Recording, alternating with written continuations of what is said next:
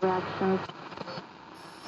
Damen und Herren, herzlich willkommen nochmal für diejenigen, die es noch nicht erfahren haben. Wurde Hamburg von einer verheerenden Flutwelle getroffen, über 30.000. Dass San Francisco nahezu komplett zerstört wurde. Kehren die Menschen verzweifelt in ihre zerstörten Häuser. Menschen in Paris in Panik. Der verheerende Brand in Sydney. Wonach das Wetterchaos vielleicht doch eine Auswirkung des Klimawandels ist. Der Klimawandel bereits im vollen Gange.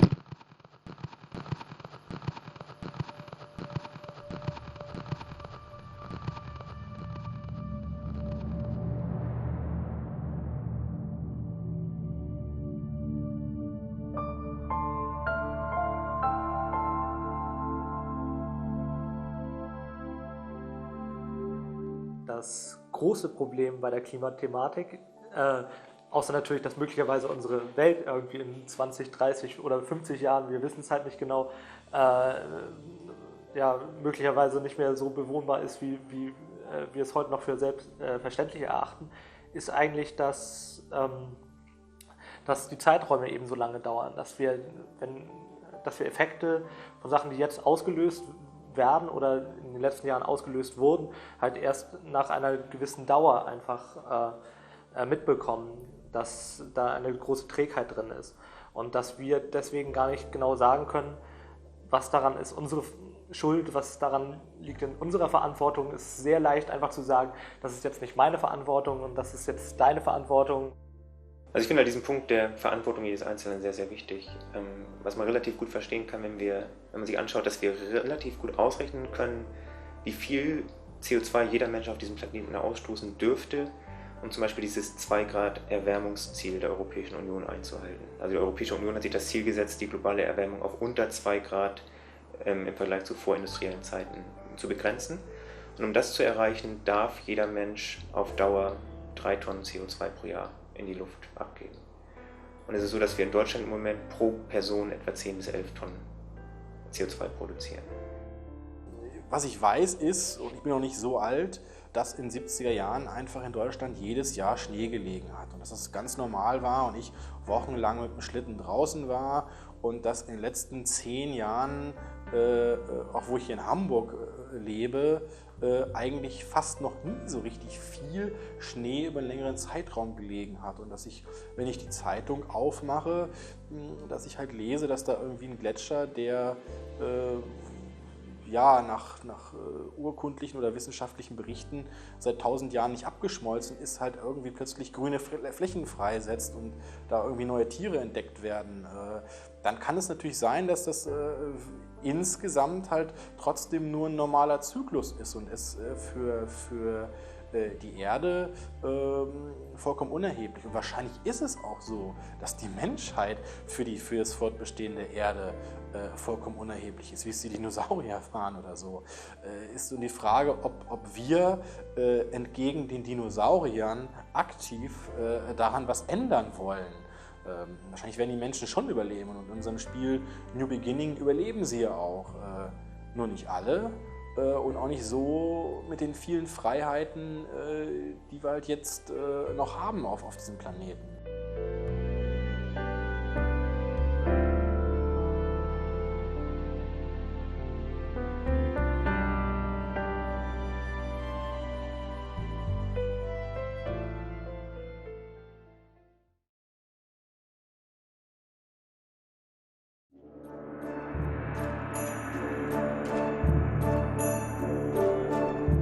Edna bricht aus, geht es darum, dass Edna, ein Mädchen, halt irgendwie ohne Erinnerung in einer Gummizelle aufwacht und natürlich der Ansicht ist, dass sie dort zu Unrecht festgehalten wird und ihr sprechender Stoffhase Harvey, der gibt ihr halt recht, ja, du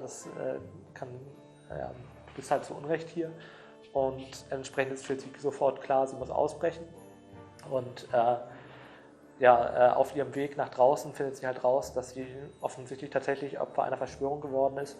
Der böse Irrenarzt Dr. Marcel versucht offensichtlich aktiv ihre Erinnerungen zu löschen oder zu unterdrücken Und deswegen ist für sie ziemlich schnell klar, sie muss halt nicht nur aus dieser Irrenanstalt ausbrechen, sondern sie muss auch noch ihre Erinnerungen zurückerlangen. Es gab schon mehrere Projekte. Eins davon war halt das Spiel Edna bricht aus. Es hieß am Anfang nicht so, es ging da um ein Adventure und dieses Projekt ist dann zu einem gewissen prototypischen Stadium gekommen und dann hat Jan Müller-Michaelis das Ganze theoretisch hinterfüttert in eine Diplomarbeit umgewandelt mit einem unheimlichen Fleiß. Edna zumindest zu einem spielbaren Prototypen gebracht, das war seine Diplomarbeit, hat sich dann aber auch mit den Erzählstrukturen, interaktiven Erzählstrukturen auseinandergesetzt und dann nach der Diplomarbeit war es so, dass ich mit DTP Entertainment zusammengearbeitet habe, wo Carsten Fichtelmann war. Dann hat Jan Müller-Michaelis nach dem Diplom, weil Carsten Fichtelmann hatte ich in das Kolloquium mit reingeholt, dort ein Praktikum gemacht. Und dann haben die ausgehandelt, dass sie sich dann mal selbstständig machen wollten, weil sie sich über Adventures eine Kommunikationsebene stattfand. Und plötzlich war Dedelic da. Und ich war auch sehr überrascht. Das hatte ich dann 3 Monate von den beiden nichts mehr gehört. Und dann gründeten sie sich und sind dann durch die Prototypenförderung in Hamburg, haben sie das Startkapital halt bekommen, um die Firma weiter auszubauen. Und jetzt ist im Endeffekt ein studentisches Projekt das erste Mal so, dass es ein fertiges Produkt ist und in den Geschäften im Laden steht. Ja, ich habe eigentlich für mich persönlich sehr schnell erkannt, dass der Jan unglaublich viel kreatives Potenzial besitzt, jemand ist, der auch den unbändigen Willen hat, so wie ich, was bewegen zu wollen, tolle Ideen hat und nicht müde wird, auch tagtäglich dafür zu kämpfen, dass diese Ideen, dass sie in der Realität umgesetzt werden und dass das unsere Vision Wahrheit werden. Und das zeigt sich jetzt ja auch nach einem Jahr, dass das ein sehr, sehr guter Entschluss war und dass es auch sehr, sehr gut funktioniert und dass wir uns an der Stelle sehr, sehr gut ergänzen. Am Anfang saßen wir dann noch in seiner Wohnung irgendwie zu zweit bis zur tatsächlichen Firmengründung und haben an unserem Businessplan geschrieben und dann haben wir für unser erstes Spielkonzept, für New Beginning halt, Förderung beantragt und quasi zeitgleich zur Firmengründung hatten wir auch unsere Präsentation bei der Behörde für Wirtschaft und Arbeit und haben dort halt unseren Förderantrag verteidigt vor einer Jury, aus Branchenfachleuten bestehend und ja, tatsächlich dann die Förderung für New Beginning bekommen und das war ein ganz guter Startschuss für unsere Firma.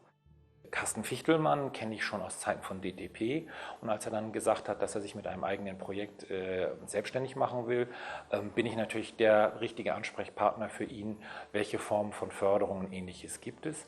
Und wir waren damals gerade dabei, diese Förderrichtlinie zu entwickeln. Und er fand das sehr interessant, hat sich genauestens informiert. Ich habe ihm die Kontaktperson im Wirtschaftsministerium, bei uns ist das Behörde, genannt. Und sehr früh haben wir ihm gesagt, wie das aussehen muss, wie der Businessplan aussehen soll und welche ersten Skizzen wir benötigen. Entscheiden tut es dieses Wirtschaftsministerium, wird aber beraten von Leuten aus der Branche. Das ist uns ganz wichtig, weil bei aller Sympathie, aber Beamte haben eigentlich keine Vorstellung, was am Markt erfolgreich ist. Und wir nehmen ja Geld des Steuerzahlers und geben es einer Privatperson und geben es ihm als zinsloses Darlehen. Und der Witz hinter der Geschichte ist, dass wir natürlich wollen, dass diese 100.000 Euro zurückkommen. Also gucken wir sehr genau mit einer externen Jury, ob das erfolgversprechend ist am Markt.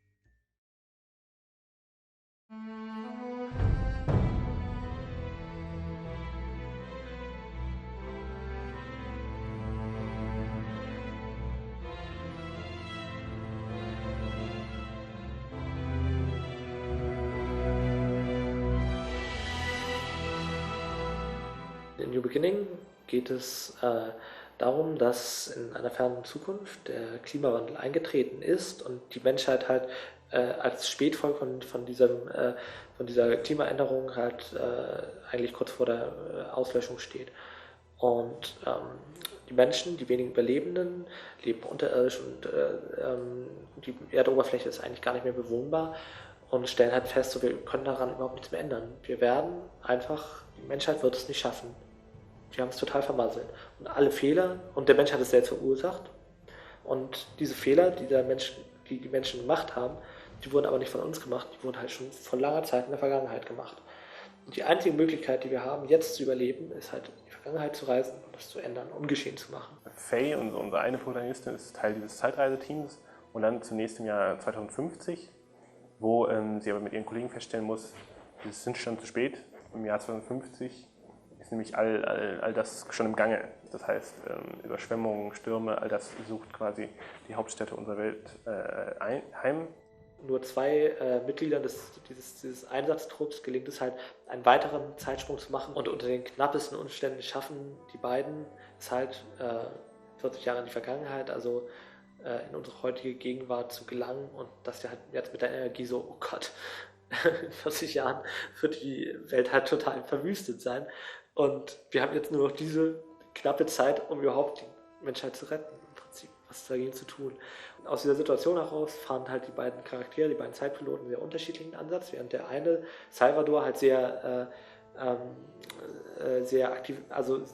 aktivistisch vorgeht und sich eigentlich das Recht gibt, so alle Mittel einzusetzen, die ihm überhaupt zur Verfügung stehen und halt wirklich im wahrsten Sinne des Wortes über Leichen geht, um halt das zu retten, geht Faye, unsere eine Protagonistin, halt davon aus, dass es noch eine Möglichkeit gibt, die Menschheit zur Vernunft zu bringen und vernünftig, ohne halt irgendwie über Leichen zu gehen dabei, eine Lösung zu finden. Also die Menschen nicht dazu zu zwingen, das Richtige zu tun, sondern die Menschen dazu zu bringen, dass sie selbst entscheiden, das Richtige zu tun.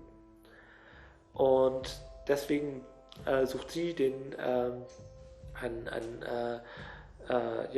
Erfinder Ben Svensson auf, der halt in unserer Zeit bereits eine positive Möglichkeit erfunden hat. Quasi die Wunderwaffe gegen den Klimawandel erfunden hat, und zwar eine Methode zur Energiegewinnung. Und sagt ihm, du, was du machst, ist genau das Richtige. Du musst einfach versuchen, neue Kraft und Motivation zu gewinnen, weil ich dir sage, das ist richtig, was du da gemacht hast, und wir müssen jetzt versuchen, einfach die Ressentiments, die Kräfte, die gegen deine Erfindung auch wirken, zu überwinden. Und wir müssen zusehen, dass diese Erfindung letzten Endes auf den Markt kommt. Und das ist so ein bisschen der Spannungsbogen, der das ganze Spiel antreibt. Bei Ben, bei seinem Äußeren, war ich halt die ganze Zeit darauf bedacht, dass er, so ist ein in sich gekehrter, grummeliger Typ ist. Also das ist gerade auch über die Gesichtsausdrücke und die Körperhaltung gemacht. Also so dann immer die Schultern irgendwie so leicht hochgezogen, selten ein sonniges Lächeln, sondern eigentlich immer zusammengezogene Augenbrauen und eigentlich sehr missmutig auf die Welt guckend. Und Faye hingegen, ist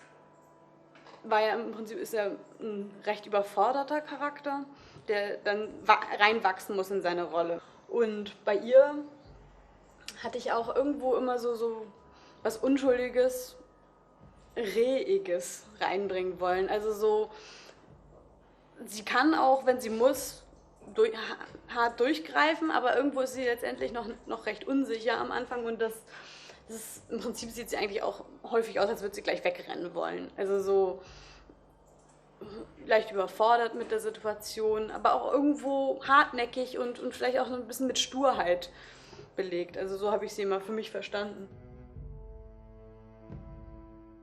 Ein Adventure ist ich versuche erstmal irgendwie eine Gegenfront aufzubauen, ein unglaublich langweiliges, langatmiges, völlig auch ohne jede Action, Geschicklichkeit oder zeitkritisches Handeln auskommendes Spiel. Und da muss man echt schon jemand sein, der sonst vielleicht auch gerne Bücher liest, um sich sowas anzutun. Aber das ist genau unsere Klientel, dass wir Leute ansprechen, die auch ein bisschen älter sind, die auf Hochkulturgüter stehen. Wir erleben ähnlich wie beim Film eine Geschichte und der Spieler hat aber die Kontrolle darüber, das heißt, er timet. Das heißt, man kann halt die einzelnen Informationen, muss man halt so verpacken, dass also was erzählt wird über die Charaktere, was erzählt wird über den Hintergrund der Charaktere, was halt im Film nur mit Dialogen gemacht wird oder teilweise eben natürlich auch in den Bildern, wird hier halt ebenfalls über das Erleben der Räume, dass der Spieler sich die Räume durchsucht und sich die Gegenstände anguckt und damit umgehen muss, erzählt. Ja, also insgesamt ist es halt einfach im Prinzip ein großer Thriller, den wir da erleben, der halt hauptsächlich unterhaltend ist und halt die Aussage, die wird einem über diese Erzählung halt dann näher gebracht, die dahinter steht. Und im Endeffekt ist es ja auch nicht so, dass da halt die eine große Meinung irgendwie im Hintergrund steht, so du, rette mal das Klima, sondern im Gegenteil, das Spiel soll zum Nachdenken anregen, es soll halt irgendwie einen dazu bringen, das Problem zu reflektieren und drüber nachzudenken, wo positioniere ich mich denn in diesem großen Umweltkonflikt? Wie viel kann ich mich denn engagieren, bevor ich kaputt gehe? Oder wie viel ist denn meine Verantwortung überhaupt? Wie viel muss ich da übernehmen? Und das sind einfach alles Fragen, die sich auch gar nicht beantworten lassen. Die halt ganz, ganz schwierig sind, die halt einfach so eine große Grauskala sind und unsere Charaktere werden halt da mitten reingejagt und nachher wird es halt auch im Prinzip ein offenes Ende geben, wo jeder Spieler halt auch für sich wieder entscheiden muss, so, wie gehe ich damit um? Also wo ist quasi meine Stellung? Was für eine Ansicht habe ich da zu diesem Thema? Und es kann sich da eigentlich schon darauf vorbereiten, dass halt auch das Ende von New Beginning relativ kontrovers bleiben wird und halt auch zum Denken was übrig lässt.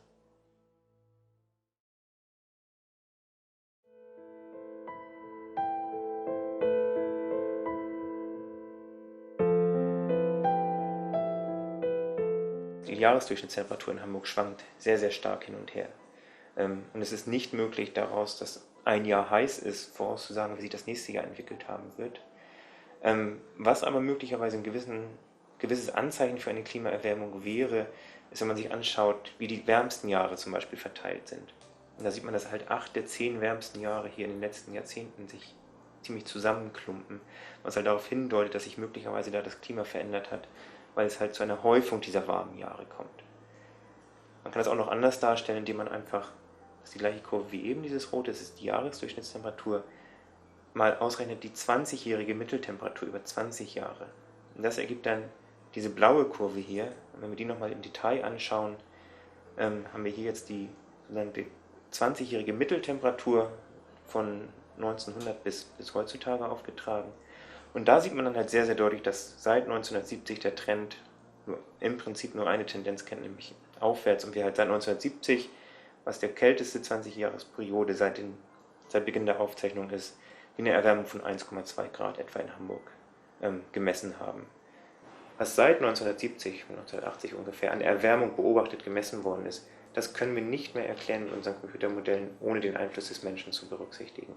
Das heißt, da können wir mit relativ hoher Sicherheit sagen, dass das, was wir dort gemessen haben, an Erwärmung zu einem Großteil von Menschen verursacht ist.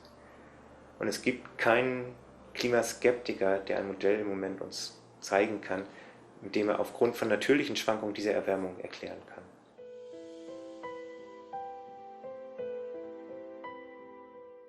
Wenn es in Deutschland, sagen wir mal, 2 Grad wärmer wird, bekommen wir halt, jetzt nicht genau, aber einfach ein Klima, was möglicherweise heute typisch ist für einfach Landstriche, die weiter südlich existieren, wo aber auch Menschen ganz normal leben.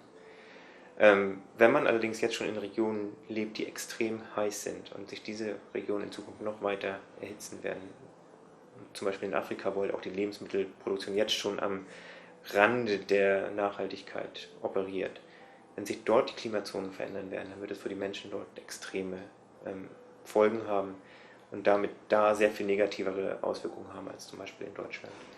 Oder auch zum Beispiel, wenn der Meeresspiegel ansteigt, dann ist das für Deutschland primär erstmal, je nachdem wie stark halt dieser Meeresspiegel ansteigt, ausfällt, kein so großes Problem. Für Inseln in der Südsee zum Beispiel, aber die 1 Meter aus der Wasseroberfläche herausschauen aus dem Ozean, bedeutet es im Prinzip eine existenzielle Bedrohung des gesamten Landes. Also zum Beispiel hat Tuvalu, ein kleiner Südseestaat, inzwischen komplett für sämtliche seiner Einwohner Asyl in Neuseeland erhalten, weil das Land in Zukunft nicht mehr bewohnbar sein wird, weil das Grundwasser in diesem Inselstaat im Südpazifik immer salziger wird, dadurch, dass der Meeresspiegel langsam ansteigt. Also ich habe normalerweise das Gefühl, dass eigentlich in der Bevölkerung nach wie vor eine relativ große Unsicherheit herrscht in Bezug auf Klimawandel und andererseits auch ein großes Gefühl der Ohnmacht. Und ich glaube, dass diese beiden Gefühle eigentlich unberechtigt sind. Also zum einen, was die Unsicherheit angeht, das Gefühl, nicht wirklich zu verstehen, was da vor sich geht, dass das leider ein bisschen an der Vermittlung des Klimawandels durch die Massenmedien liegt, die halt sich vor allem Extremereignisse herausgegriffen haben und meiner Meinung nach zu wenig versucht haben, wirklich auch in einer halbwegs rationalen Art und Weise zu versuchen zu vermitteln, worum es eigentlich bei der gesamten Sache geht. Und das führt dazu, dass möglicherweise auch ein gewisser Glaubwürdigkeitsverlust zum Beispiel der Wissenschaft in der Öffentlichkeit stattfindet in Zukunft, weil halt die Vermittlung der wissenschaftlichen Ergebnisse in den Medien sehr verzerrt teilweise dargestellt wird und dadurch auch teilweise wissenschaftliche Ergebnisse als falsch gebrandmarkt werden, die aber ursprünglich eigentlich richtig waren, aber halt in ihrer Vermittlung dann sehr stark verwässert werden oder sehr stark ins Extrem getrieben werden. Und das finde ich persönlich sehr, sehr schade. Und ich habe ein bisschen ein Problem damit, wenn halt Wissenschaftler sich hinstellen und sagen, ihr müsst oder ihr sollt. Weil meiner Meinung nach wir als Wissenschaftler in erster Linie Prognosen liefern können, wie sich die Welt entwickeln wird in Zukunft, wie sich das Klima entwickeln wird in Zukunft. Wir aber nicht wissenschaftlich sagen können, das bedeutet, ihr müsst das und das tun. Sondern das ist meiner Meinung nach eine gesellschaftliche Frage. Und um diese Frage beantworten zu können, wie sollen wir unser Verhalten ändern in Zukunft, muss meiner Meinung nach die Gesellschaft wirklich zunächst einmal auf den Stand gebracht werden, dass sie versteht, worum es bei der ganzen Problematik geht. Und ich habe das Gefühl, dass wir diesen Punkt noch nicht vollständig erreicht haben.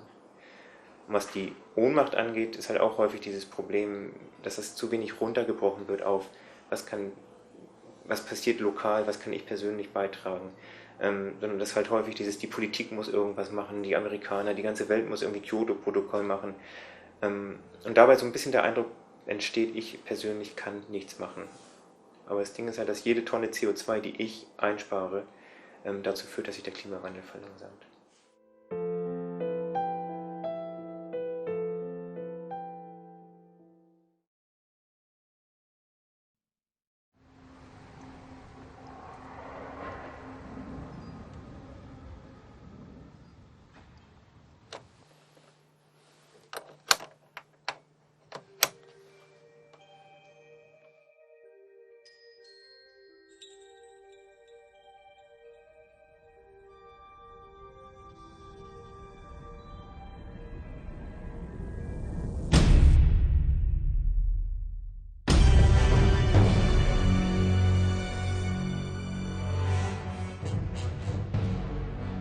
Also wir sind insgesamt 3 Gesellschafter, 2 Geschäftsführer, ein künstlerischer Leiter und haben 2 Praktikanten und demnächst noch eventuell weitere Hilfskräfte. Das wird sich in der weiteren Unternehmensplanung bzw. Unternehmensaufbau zeigen.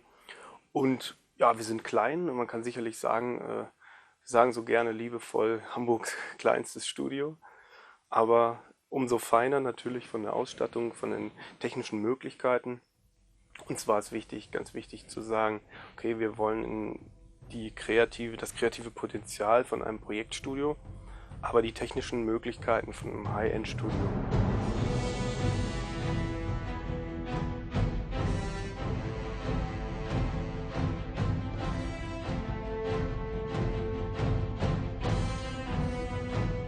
Der Einstieg in die Spielebranche war wirklich auch über Poki, also über Jan Müller-Michaelis. Allerdings haben wir ihn im Rahmen eines Filmprojektes kennengelernt. Er hat für seinen damaligen Film einen Komponisten oder mehrere Komponisten gesucht, die ihn unterstützen. Da sind wir eigentlich eher zufällig zusammengekommen, um halt eben dieses spezielle Projekt zu realisieren. Dann hat sich Poki halt Richtung Computerspiele halt bewegt und unsere Zusammenarbeit ist da halt nicht abgerissen, sondern wir sind dann sozusagen zusammen in diesen Bereich eingetreten. Also im Rahmen des Projektes A New Beginning hatten wir diverse Treffen. Wir haben einfach viele intensive Gespräche geführt. Er hat uns eigentlich regelmäßig auf den aktuellen Stand gebracht und uns mit Bildern versorgt und Geschichten und so weiter, je nachdem wie halt gerade der Stand halt war. Und ja, der Kontakt war wirklich sehr rege. Also er ist ein wirklich hervorragender Filmregisseur, wie auch Regisseur für Computerspiele, wenn man das so nennen mag. Er kann sich wirklich sehr gut ausdrücken, kann uns wirklich sehr gut klar machen, was er will, und er kann wirklich sehr gut kritisieren, und dementsprechend kommen wir eigentlich immer sehr schnell zu Ergebnissen. Wie entsteht ein Spieletitel, beziehungsweise die Vertonung eines Spieletitels?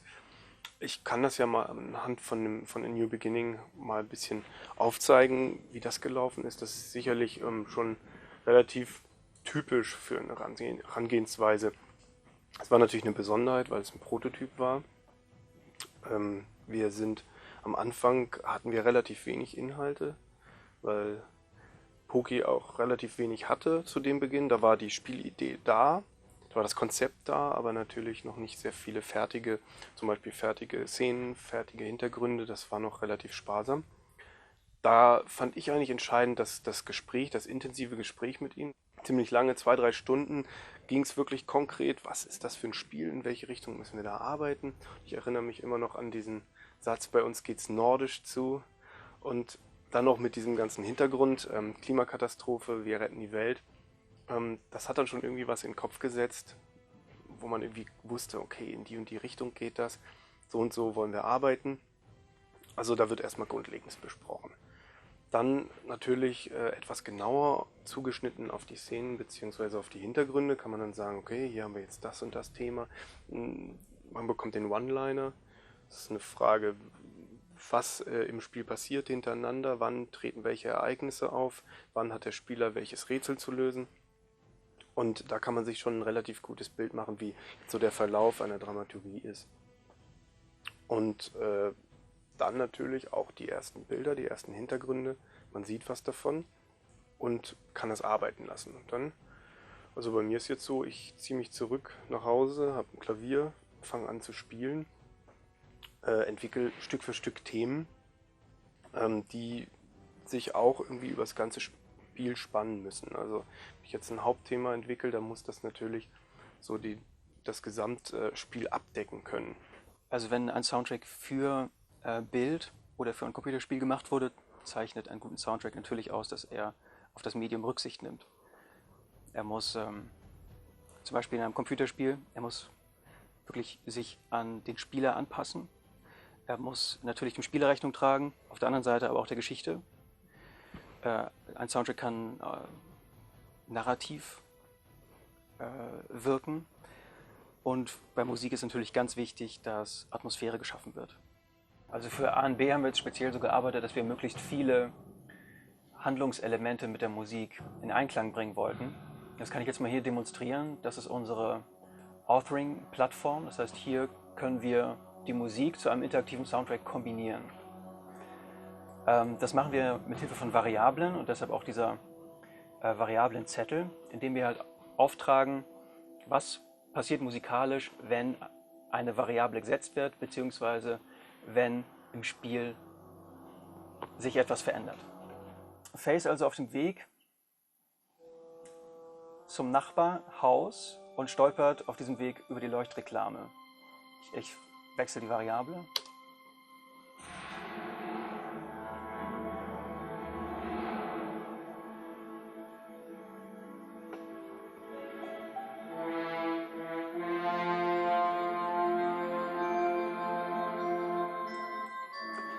Jetzt erreicht sie das Haus und befindet sich im Lesesaal.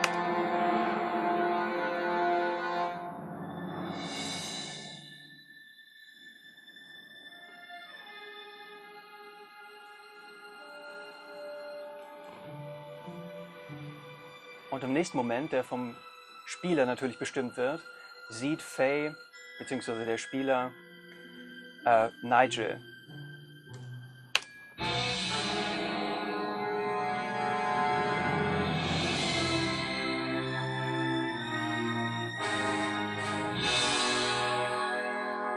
Ich glaube, ein Ziel von mir in meinem Schaffen ist, die Menschen zu berühren mit Musik. Ja, ich glaube, kein Medium eignet sich so gut dafür wie Musik. Und insbesondere halt in Verbindung mit einem Spiel oder einem Film.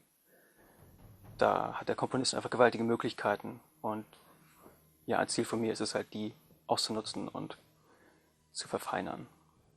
Also ich möchte nicht stehen bleiben an dem Punkt, wo ich jetzt stehe, sondern ich möchte weitergehen, ich möchte mehr lernen.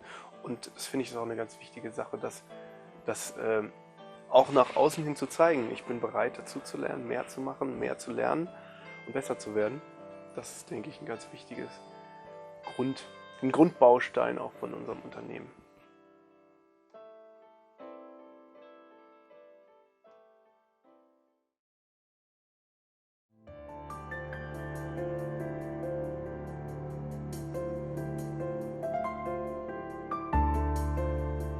Ich bin Professor für Botanik hier am Botanischen Institut der Universität Kiel und meine Forschungsgebiete sind oder hängen zusammen mit Mikroalgen, also kleinen Cyanobakterien oder kleinen einzelligen Algen.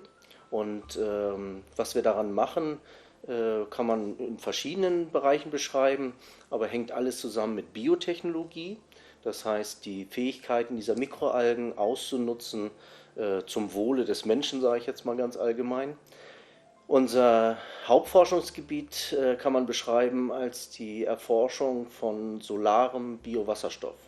Darunter versteht man eben die Möglichkeit von Mikroalgen Wasserstoff zu bilden, und zwar unter Ausnutzung der Photosynthese, also solarer Biowasserstoff, Lichtausnutzung. Und die Mikroalgen, die wir verwenden, die machen genau diese Art Photosynthese, wie es auch alle höheren Pflanzen machen, also jede Zimmerpflanze oder auf dem Feld die Pflanzen, indem sie Wasser spalten.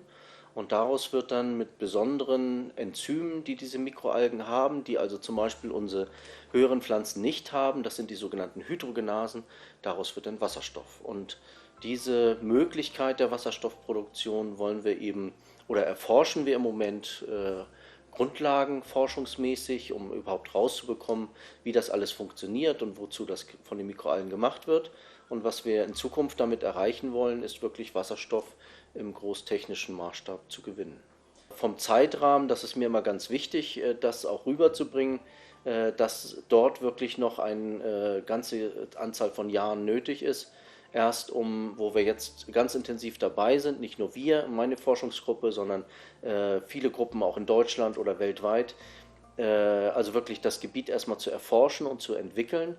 Dann muss es noch umgesetzt werden in die Technik, dass es auch wirklich Großtechnik wird. Dann muss es noch auf dem Markt durchgesetzt werden und als Zeitrahmen für diese ganzen Prozesse legt man schon 20, 25 Jahre an. Also es geht nicht so schnell. Fachleute sind sich eigentlich relativ einig, dass ein ganz wichtiger Energieträger der Zukunft, egal wie produziert, der Wasserstoff werden wird.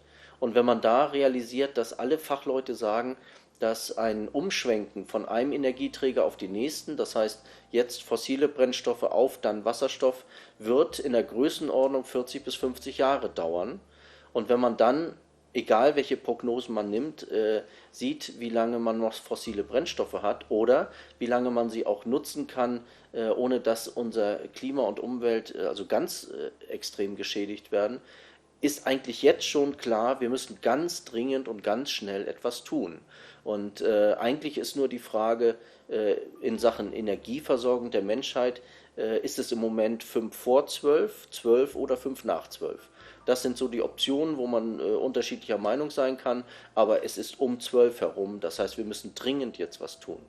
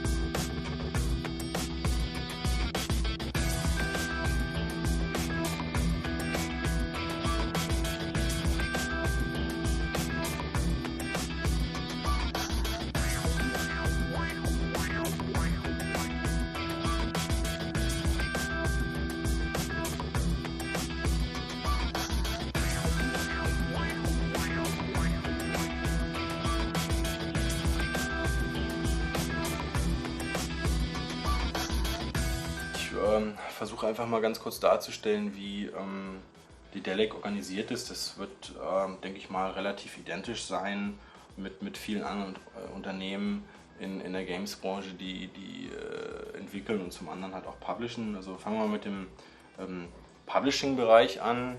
Da gibt es halt in der Geschäftsführung, das mache ich selber, gibt es halt möglicherweise noch jemand, der Business Development macht, das mache ich auch so ein bisschen selber. Dann gibt es ein Produktmanagement, sitzen Produktmanager, dann gibt es Leute, die im Marketing, möglicherweise im Dienstleistungsbereich dazukommen, Kreativagenturen oder Mediaagenturen. Dann gibt es einen PR-Manager, der sich um die nationale, internationale Presse kümmert, um das Thema Unternehmenskommunikation und natürlich ganz wesentlich um das Thema Produktkommunikation. Wir haben natürlich jemanden, der sich um das Thema International Sales kümmert oder Sales allgemein. Also bei uns ist so, National Sales mache ich selber und International Sales mache ich quasi mit einem Kollegen zusammen, wo wir dann quasi allen relevanten Unternehmen weltweit unsere Themen für Lizenz oder für Publishing, also für Distribution anbieten. Dann gibt es unseren Entwicklungsbereich, da gibt es halt einen Studioleiter, parallel dazu noch einen Creative Director, der so mehr für den kreativen Bereich ist. Der Studioleiter ist im Moment noch eine Person bei uns, der insgesamt versucht, die Zügel zu halten, der auch in Zukunft ein bisschen stärker halt auch kaufmännische und auch zunehmend Personalverantwortung übernehmen muss.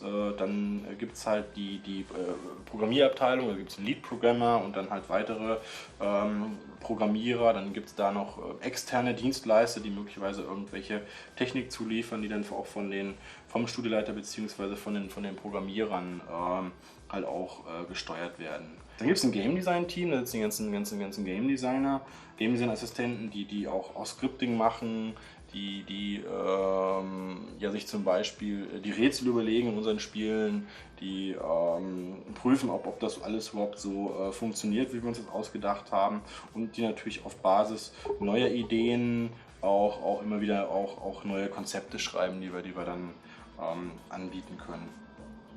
Dann haben wir ein Grafik-Department. Da gibt es halt verschiedene Leads. Also einmal jemand, der diesen Bereich insgesamt leitet, vergleichen mit einem Art Director. Den Art Director haben wir übrigens auch in der Publishing-Abteilung, der für den ganzen Bereich Verpackungen, Handbücher, Anzeigengestaltung da ist und die gleiche Funktion, also ein Leiter, gibt es halt auch in der Entwicklungsabteilung und dem wiederum sind dann die verschiedenen Leute unterstellt, die zum Beispiel die Charaktere machen oder zum Beispiel die Hintergründe bei uns im Spiel oder Animationen im Spiel und was es da sonst noch gibt. Ja.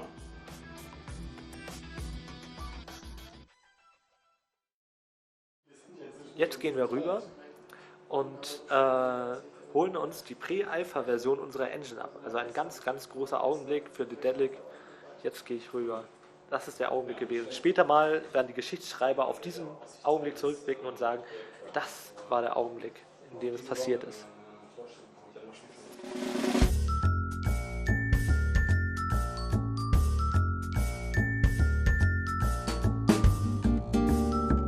Ja, die Engine ist ja der logische Teil hinter all den Dateien, wo unsere kleinen Bilder und Items drin sind, die die ganze Logik regelt. Also wenn ich jetzt bei einem bestimmten Bildschirmpunkt bin und zu einem anderen Punkt laufen möchte, dann muss dafür ja eine Logik hinterlegt sein, die den Weg findet. Dass ich nicht durch eine Wand durchlaufe oder dass ich halt einen logischen, den kürzesten Weg finde oder gehe, den beispielsweise jetzt auch ein Mensch in der Realität laufen würde. Also wenn man hier durch den Raum geht, dann läuft man nicht erst zu der Ecke links, dann zur Ecke rechts, um dann vorne rechts aus der Tür rauszugehen, sondern man geht direkt vorne rechts zur Tür. Erstmal muss eine Engine für ein Adventure wie A New Beginning, was sich hauptsächlich im 2D-Bereich bewegt, die Massen an visuellen Daten so verarbeiten können, dass eine moderne Grafikkarte, die eigentlich für 3D gedacht ist, damit umgehen kann. Also wir haben viel, viel mehr Texturdaten, weil eine Animation einfach aus einer schnellen Abfolge von verschiedenen Texturen besteht. Und dafür sind eigentlich die heutigen Grafikkarten nicht wirklich ausgelegt. Und ansonsten muss eine Engine hauptsächlich ja, die Figuren am Bildschirm anzeigen können und das Ganze exakt timen, damit die Sprachausgabe auf dem Punkt ist, damit Musikwechsel auf dem Punkt sind. Ja, und letzten Endes geht es halt darum, die gesamte Story irgendwie zu verwalten, also ein technisches Gerüst zu bauen, in dem sich eine Story wiederfinden kann. Programmieren ist eben sich plötzlich in einer Sprache ausdrücken, die keine Muttersprache ist und überhaupt keine gesprochene Sprache. Und ja, wenn man da nicht wirklich konzentriert, abstrakt denken kann, funktioniert es nicht. Also zu vergleichen mit Fremdsprachen, wenn man eine Fremdsprache sieht, sieht man wirklich nur die Buchstaben, also wenn man sie nicht beherrscht und kann nichts damit anfangen. So ist es natürlich auch, wenn man was programmiert. Wenn man es lesen kann, weiß man, worum es geht. Wenn man sich eingearbeitet hat, weiß man, was dahinter steckt, hat das natürlich im Kopf. Trotzdem ist es nicht so, dass ich wie bei Matrix mir die Zeilen angucke und für mich ein Bild zu sehen ist. Also es ist schon eine abstraktere Sache. Inwieweit kann ich das Spiel beeinflussen? Also die Grundzüge so eines Spiels sind ja immer schon vorher fertig, bevor wir anfangen. Wir haben jetzt, also es gibt immer mal Möglichkeiten, wenn man gerade eine gute Idee hat. Zum Beispiel hatten wir ein Problem, dass wir haben jetzt in dem neuen Spiel wahrscheinlich 2 Hauptcharaktere, wenn die durch einen schmalen Gang laufen und der Spieler sich in dem Moment entscheidet, er möchte jetzt auf einmal wieder zurück, so, dann können sie aneinander nicht vorbeigehen. So. Und dann haben wir uns halt einfallen lassen, dass der zweite Charakter, was so eine kleine grüne Raupe ist, sich platt drückt und der erste Hauptcharakter über ihn rüberlaufen kann. So, das war halt eine Idee, die jetzt von uns Entwicklern hier kam und die jetzt auch so umgesetzt wird. Also in Kleinigkeiten kann man schon beeinflussen, allerdings ist natürlich die ganze Story und alles, was dazugehört, ist natürlich schon lange Zeit vorher gelaufen. Meine Kreativität setzt da an, wenn es darum geht, dass ich nur kommuniziert bekomme, was unsere Storyteller sagen wollen, aber sie wissen noch nicht genau wie. Und dann geht es darum, dass ich mich mit den Storytellern zusammensetze und kläre, was sind die Mittel, die ich als Programmierer meinen Storytellern zur Verfügung stellen kann, um die Story oder das entsprechende Story-Element möglichst klar zu transportieren. Ja, besonders viel Spaß macht es halt, wenn man Erfolge hat, wenn man leicht an ein Ziel kommt oder vielleicht auch gerade nicht leicht an ein Ziel kommt, aber es dann trotzdem erreicht. Das ist halt in der Programmierung nicht immer alles nur das Gelbe vom Ei. Man trifft halt ständig wieder auf irgendwelche Hindernisse, die man dann irgendwie lösen muss oder drumherum arbeiten muss. Und wenn man sowas geschafft hat, dann macht es Spaß. Und wenn man natürlich dann 3 Tage an einem und demselben Problem sitzt und einfach keine Lösung findet, nicht mal irgendwo im Netz, sondern durch andere Leute, dann wird es ist nicht mehr ganz so spaßig. So, aber im Endeffekt gibt es für alles eine Lösung und wenn man das dann gefunden hat, ist es dann umso schöner.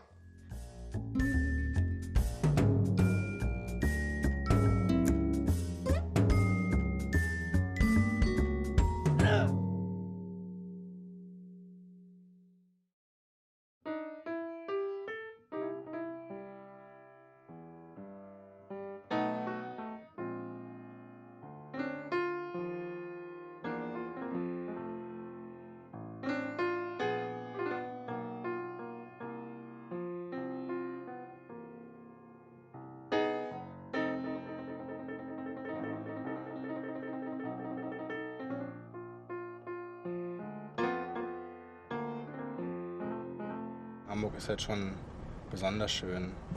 Ich bin jetzt vor 11 Jahren nach Hamburg gekommen und habe es natürlich aus vielerlei Gründen nicht bereut. Jetzt sind wir natürlich so und so hier unglaublich fest verwurzelt. Wir haben die Firma hier gegründet, haben Fördergelder gekriegt. Das heißt, wir können ohne die Fördergelder zurückzubezahlen den Standort so und so nicht verlegen.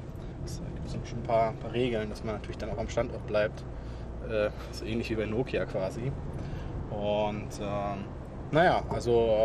von daher habe ich mich auch darauf eingestellt, hier auch ein bisschen länger zu bleiben. Wenn Sie sich mit dem Gedanken beschäftigen, hier in Hamburg was zu machen, ist der große Vorteil, dass wir ein Stadtstaat sind. Wir haben 10 Jahre Erfahrung, die Leute miteinander zusammenzubringen. Hamburg at Work, deren Bestandteil wir ja sind, ist das größte regionale Netzwerk im Bereich Medien, IT und Telekommunikation. Unter dem Titel Connect and Communicate verbinden wir Menschen miteinander, also ein menschliches Netzwerk. Und das ist eben der große Vorteil, wenn ich als Spielemacher hier an diesen Standort Hamburg komme, habe ich wirklich alle die Gewerke, wenn man das so sozusagen handwerklich sagen will, vom Verpackungsdesigner über Werbefilm, genügend Leute aus den Universitäten. Also das Spektrum ist sehr groß. Hamburg selber nennt sich seit ungefähr einem Jahr Game City. Also die Idee zu sagen, Hamburg möchte einfach als eine Stadt präsentieren, wo man eben auch hier Games entwickeln kann. Und so kam auch vor einem Jahr die Idee zu sagen, wenn ihr schon sowas macht, dann bräuchte im Endeffekt auch einen Experimentierbereich. Das heißt, wir bräuchten ein Labor, wo die Studenten, wo aber auch Firmen neue Ideen entwickeln können. Und so kam die Idee auf zu sagen, lasst uns doch probieren, ein Labor zu entwickeln und aufzubauen, wo im Endeffekt Firmen und Studenten zusammenarbeiten können. Und einer von den Schwerpunkten ist zu sagen, wir würden sehr gerne mit Firmen zusammengehen, eben zu sagen, was könnt ihr machen, was können wir von der Seite probieren. Und die Studenten wirklich auch daran probieren können, aber auch ganz konkrete Dinge machen können. Also nicht einfach vor sich hin spielen, sondern sagen, es gibt eine Aufgabenstellung und die müsst ihr in gewisser Zeit erledigen. Und so kam die Idee auf, dieses Labor aufzubauen. Wir sehen Game inzwischen einfach auch gleichberechtigt neben Film, neben Fernsehbereich und sagen, es wird weiterhin ein Unterhaltungsmedium sein. Es wird vor allem auch spannend für junge Leute sein, sodass wir sagen, es wäre notwendig, einfach sowas auch zu etablieren. Und wir sagen, es gibt einfach dann einen dritten Schwerpunkt, der wirklich sich mit Games beschäftigt. Und es einfach auch sagen, nicht mehr negativ beachtet wird, sondern es ist einfach gleichberechtigt, vielleicht sogar längerfristig größer wird wie der Filmbereich. Also da sehen wir Riesenpotenziale. Also ich denke, es hat sich schon was geändert in der Akzeptanz von Videospielen. Die Branche kämpft ja immer um Akzeptanz, hat es eigentlich gar nicht nötig, weil die Verkaufszahlen stimmen. Was will man mehr? Also das heißt ja, die Leute kaufen es. Da brauche ich nicht auch noch irgendwie einen Schulterklopfen von einem Politiker zu haben, der das vielleicht noch nicht begriffen hat. In der Tat hat es sich dennoch gesteigert, was so die allgemeine Verbreitung anbelangt. Also vielleicht die früher nichts mit Videospielen zu tun haben. Meine Frau zum Beispiel, die sagt immer, du und deine Spiele, mach mal. Wenn ich abends dann doch mal zu Hause spiele, habe ich nichts mehr zu tun.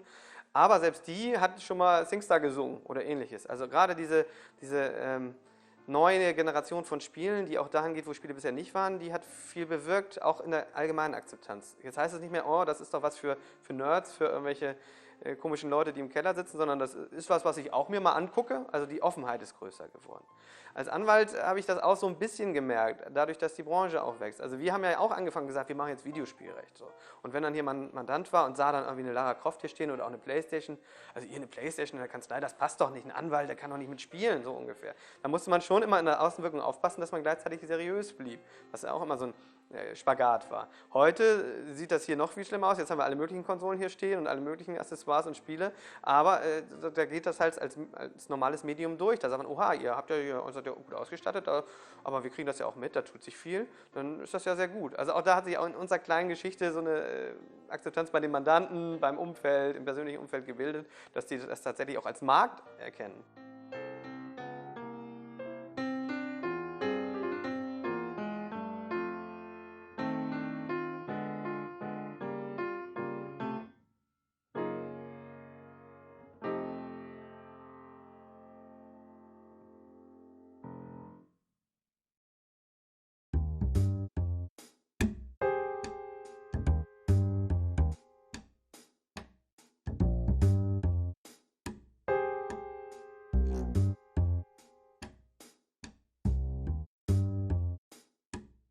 Für gewöhnlich läuft ein Pressetermin so ab, dass zum Beispiel mich jemand hier besucht. Das heißt, wir machen vorher den Termin aus und zu der ausgemachten Zeit optimalerweise klingelt es bei uns. Dann geht es halt darum, kurz darüber zu reden, was zeige ich dir heute hier, diese Geschichten.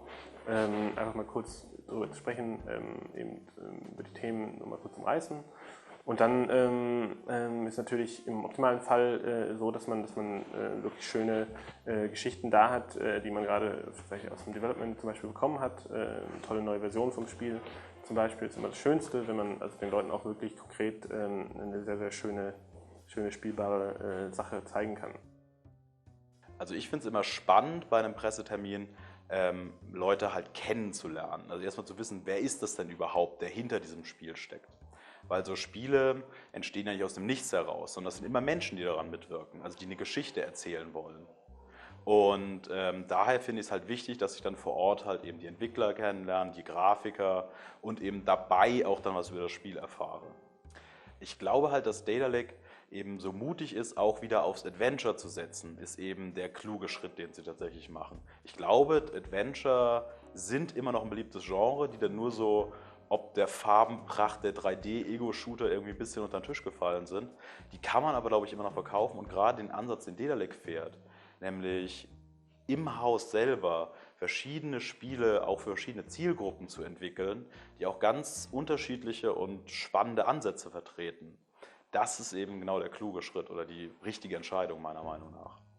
Ich denke, jetzt gerade im Bereich von Adventures ist halt PR-Arbeit besonders wichtig, weil Adventures natürlich ein Genre sind, was nicht unbedingt nur Hardcore-Spieler erreicht, sondern auch neue Zielgruppen. Vor allen Dingen denken wir zum Beispiel an Frauen oder auch ältere Spieler, die jetzt gar nicht so sehr auch Spielezeitschriften lesen, sondern halt allgemeine Zeitschriften, TV-Zeitschriften, General Interest Media. Und durch gute PR-Arbeit kann man halt eben erreichen, dass halt diese Spiele, die halt ja auch durchaus von der Thematik her halt häufig einen Massenappeal haben, wie jetzt zum Beispiel unser New Beginning, halt auch eine durchaus große, gute Chance haben, in diesen Medienberichterstattungen zu finden. Ein großartiger Trailer, der vielleicht gar nicht so viel mit dem Spiel zu tun hat, kann natürlich schon dafür sorgen, dass du auf jeden Fall punktuell eine sehr große Aufmerksamkeit erregst. Um aber ein Spiel tatsächlich, wie es heute ist, 12, 24 Monate lang quasi von einer Welle tragen zu lassen, dann brauchst du natürlich schon ein bisschen mehr als irgendwie eine gute Agentur, die eine schöne Werbung macht. Da musst du schon viele Argumente haben, musst halt schon mit dem Thema des Spiels einen Nerv treffen, einfach ein Bedürfnis sozusagen finden, das die Spieler interessiert. Und du musst natürlich auch mit dem, was das Spiel kann, mit dem was das Spiel macht, früher oder später musst du es den Leuten auch zeigen und dann kannst du dich nicht hinter irgendwas verstecken. Also da muss schon was da sein. Hallo? Hallo? Hört mich wer? Was willst du? Ich will hier raus. Vergiss es. Wie redet der denn mit uns? Aber so einfach lassen wir uns nicht abspeisen, stimmt's? Man muss sich überlegen, wie vermarktet man ein Spiel wie Edna eben am besten. Ja, was kommt in der Kommunikation am besten an? Da haben wir uns eben für diese Variante entschieden, um es kurz zu fassen, dass wir die vermeintlichen Schwachpunkte von Edna, dass es eben so altertümlich aussieht und dass die Benutzerführung halt alles andere als modern und up-to-date ist, dass wir das offensiv kommunizieren. Und dann verbinden wir das halt auch mit solchen Aktionen wie jetzt dieser eBay-Aktion. Ne? Also dass wir einfach ein paar durchgeknallte Vermarktungsideen haben. Ja? Ich meine, wer macht schon so etwas? Lizenzrechte für ein Spiel bei eBay verhökern. Ja? Das passt sehr gut zum Produkt, so etwas Verrücktes zu machen. Wir sehen hier gerade, das Angebot ist bei 123 Tagen. Mal sehen. Bei 123 Euro natürlich. In 9 Tagen ist es vorbei, bei 123 Euro. Ja. Skrobe 87 ist dick im Geschäft, der war schon von Anfang an dabei. Ja. Die Marketingtruppe von Daedalic ist ja überschaubar und wir setzen uns dann eben zusammen und machen ein gemeinsames Brainstorming, weil einfach gemeinsam dann schon die besten Ideen entstehen. Natürlich hat dann jeder wirft dann halt irgendwie so eine Idee ein und dann sagen die anderen, oh ja, das ist cool oder ja, nee, ich weiß nicht. Und wenn das jemand sagt, dann war es meistens keine gute Idee. Diese Ideen werden dann gesammelt. Und gerade wenn es jetzt halt konkrete PR-Ideen, PR-Gags sind, dann ist halt Klaas derjenige, der die halt umsetzt und bei irgendwelchen Marketing-Kooperationen, sprich zum Beispiel halt jetzt das Beispiel Webcams, dann liegt es halt eben an mir oder auch an Dominik, da eben Kooperationspartner eben ausfindig zu machen, die dann gerne mit uns arbeiten würden. Und natürlich geht es dann auch hier darum, selbst wenn derjenige, der dieses Spiel ersteigert, dann eben keine islamische Übersetzung macht, der kriegt dann eine signierte deutsche Erstausgabe und eine Lizenzurkunde, die machen wir ihm natürlich auch, und wir laden ihn zum Essen ein. Vielleicht ist das demjenigen, der das hier geboten hat, schon 123 Euro wert. Einer hat geschrieben, auf der Internetseite gefragt, ob wir die Anreise bezahlen. Nee. Ich geschrieben, nein. Nee, das ist ein Business-Treffen. Genau. Ich meine, wir bezahlen ja auch unseren Lizenzpartnern aus Russland oder so auch nicht eventuell anfallende Anreisekosten. Also da muss man natürlich auch mit einer gewissen geschäftlichen Professionalität rangehen, wenn man sich auf so ein Geschäft einlässt. Ja, natürlich bezahlen wir die Kosten der Anreise nicht, aber selbstverständlich werden wir hier unseren Gast bewirten und laden ihn zum Essen ein. Dann gehen wir zum Fleischer. Wir können auch gerne zum 5,50 € Buffet bei Zixin gehen. Aber wir können auch, ich meine, da können wir durchaus auch mal was springen lassen und vielleicht zum Lucky Grill gehen. Da gibt es ein sehr leckeres Zigeunerschnitzel und gerade gestern hatte ich einen super Lammertschun. Ja.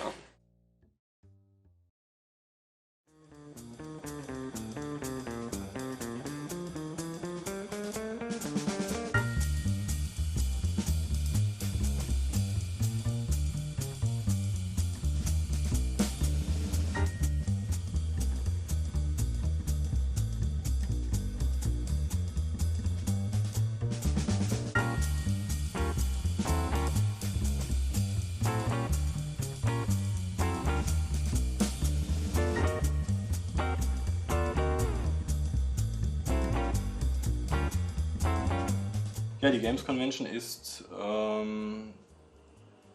die wichtigste Leitmesse in unserer Branche. Alle Unternehmen, auch weltweit, die in dieser Branche tätig sind, besuchen diese Messe. Es ist zum einen kommende Endkunden, das 150.000 vielleicht, oder jetzt, wie gesagt, die Fachkunden abgezogen. Das ist verhältnismäßig unwichtig. Also ich meine, 150.000 Leute sind natürlich schon viel. Auf der anderen Seite, naja, viel wichtiger ist natürlich, dass das weit über 1000 Medienvertreter da sind, international sehr, sehr handverlesene Leute, dass man die Möglichkeit hat, innerhalb von wenigen Tagen jedem relevanten Journalisten auf der Welt sein Produkt zu zeigen, und natürlich, dass alle Leute, die in Games-Unternehmen im Bereich neue Produkte, Akquise, New Business, Sales eine Rolle spielen, auch auf der Messe sind. Also man kann auf dieser Messe weltweit auch nahezu jeden treffen, der relevant ist, wenn es darum geht, Themen international zu verkaufen. Also es ist auch, wie gesagt, eine große Business-to-Business-Messe. Das steht natürlich definitiv auch für unser Unternehmen im Vordergrund. Ja, die erste Games Convention war für uns schon ein sehr großer Erfolg. Wir hatten einen eigenen Stand, hatten natürlich wenig Möglichkeiten, haben wir daraus das Beste gemacht. Wir haben ja in der Zeit vor der Games Convention ganz intensiv, also auch eine ganz intensive Arbeitsphase hier gehabt. Das heißt, wir haben uns auch da schon die ganzen Nächte um die Ohren geschlagen und Nächte durchgemacht und 30-Stunden-Tage und länger gehabt und waren halt die ganze Zeit direkt mit dem Kopf im Computer und haben uns Gedanken gemacht. Und, Design und hier geschraubt, Grafiken zusammengebastelt, gebrieft und weiß der Teufel was. Und dann kommt man das erste Mal raus und man darf darüber erzählen. Das war ganz eine tolle Erlösung. Ich wollte darüber auch erzählen. Ich hatte ja vorher irgendwie alles so für mich so ein bisschen, sage ich mal, zurechtgepuzzelt, und dann plötzlich konnte man auch den anderen Leuten sagen, was man dazu sich gedacht hat. Und das wollte ich da an der Stelle auch. Und ich habe auch plötzlich gemerkt, dass die Stunden so vergingen, und ich wurde immer heiserer und heiserer, so wie jetzt heute hier. Und es sprudelte eigentlich so mehr aus mir raus. Ich war eigentlich wie so ein gefüllter Ballon, der halt einfach so irgendwie nur angepiekst werden musste, und ich konnte stundenlang weitererzählen. Und von daher hat es mir auch super Spaß gemacht. War toll. Die Leute wollten es ja auch alle hören, wir haben alle Notizen gemacht und so weiter. Das war echt prima. Ich habe es auch sehr, sehr gerne präsentiert. Und es war auch dann halt auch toll zu sehen, dass gerade New Beginning so ein großes Wagnis war, weil es halt nach langer Zeit halt das erste volle 2D handgezeichnete Adventure war, das auf den Markt kommen sollte. Das hat niemand sich getraut, das zu machen, weil halt alle gesagt haben, so, 2D, ist das denn noch zeitgemäß und so weiter. Und natürlich ist das zeitgemäß. Die Sachen sehen gut aus, was wollen die Leute mehr? Und damit halt mit dieser Haltung an die Öffentlichkeit zu treten, das war halt, mutig, sage ich mal. Und wir wurden halt auch, glaube ich, im Stillen von vielen belächelt, Aber und dann zu sehen, dass es halt aufgeht, dass die Redakteure das total mitmachen und nachvollziehen können, begeistert sind und auch sehr positiv darauf reagiert haben, das war halt auch eine ganz große Erleichterung dann irgendwie an der Stelle, dass das Konzept so aufgeht und dass die Leute es mitmachen.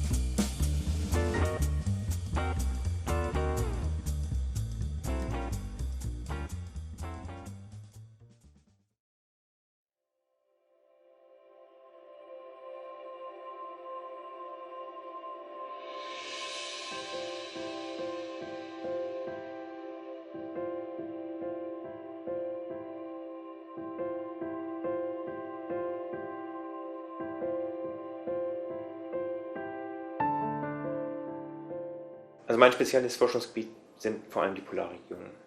Und eine meiner Hauptmotivationen ist einfach, dass das meiner Meinung nach eine der schönsten Landschaften ist, die wir überhaupt auf dieser Erde haben. Und ich finde halt sehr, sehr wichtig, dass wir diese Landschaften in Zukunft erhalten. Und zwar wird meiner Meinung nach bei dieser ganzen Klimawandeldiskussion häufig außer Acht gelassen, dass wir halt über die rein finanziellen oder menschenbedrohenden Dinge in Zukunft verlieren könnten, wenn sich das Klima wirklich wandeln wird.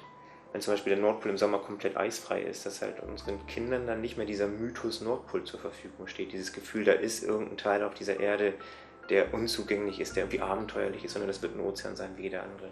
Und dass damit einfach der gesamten Kultur etwas verloren geht, was sozusagen bisher immer zu unserem Dasein dazugehört hat.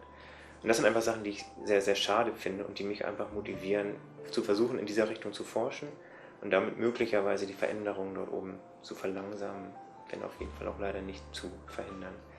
Und dass ich halt die Möglichkeit habe, immer wieder in diese Region zu fahren aufgrund meiner Tätigkeit, ist eine ziemlich gute Belohnung, die halt viele andere sehr gut ausgleichen kann.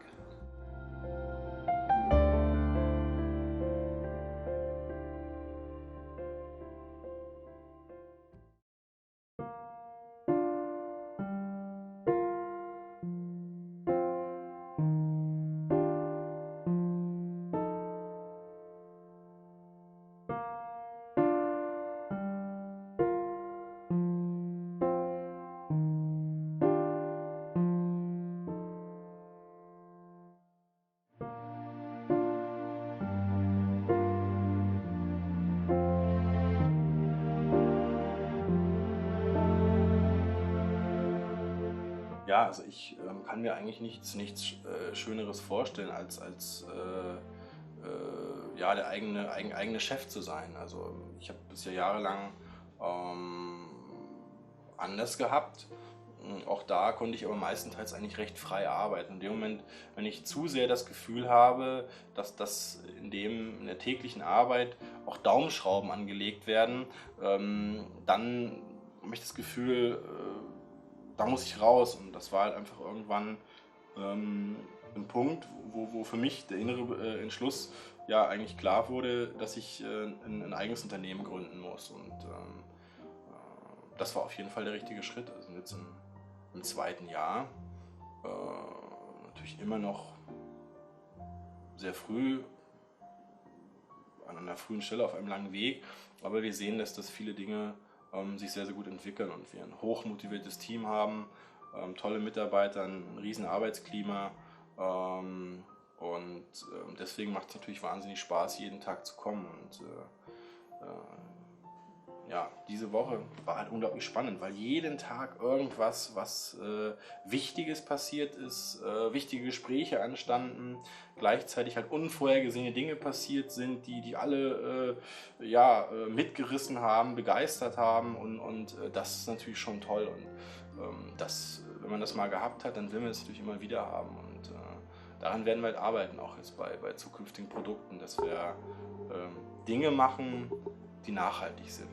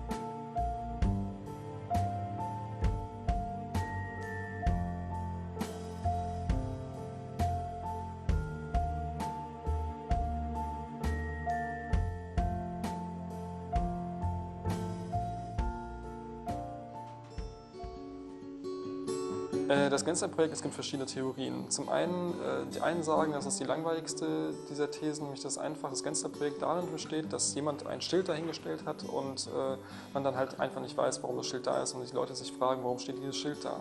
Andere Leute wiederum behaupten, es ist ein Projekt, was gerade im Entstehen begriffen ist, man aber nicht sieht, weil es man einfach mit gewöhnlichen Augen, die wie wir sie haben, nicht sehen kann. Wir vermuten, nein, das vermute ich, vielleicht so eine Art Area 51 mit Aliens und so. Ne? Es gibt wiederum noch eine dritte These, die besagt, das Gensler-Projekt findet unterirdisch statt, dass halt unter dieser Rasenfläche, die da jetzt auf der anderen Straßenseite ist, irgendwelche Geheimlabors sind, wo an irgendwelchen sehr geheimen Sachen sehr geheim geforscht wird. Ich wünschte, ich hätte heute früher Feierabend. Ich wasch das Auto später, habe ich noch ein Rendezvous. Vielleicht geh ich die Stadt erkunden, nehme endlich Schauspielstunden, lerne Spanisch, Segelflug, Trompete und Kung Fu. Ich werde den Roman beenden, ich lerne die Nachbarn besser kennen. Ich wollte schon immer Perlen tauchen, ich kam nur nie dazu. Im Garten einen Teich zu graben, ich streich das Haus in frohen Farben. Ich wünschte, ich hätte heute früher Feierabend.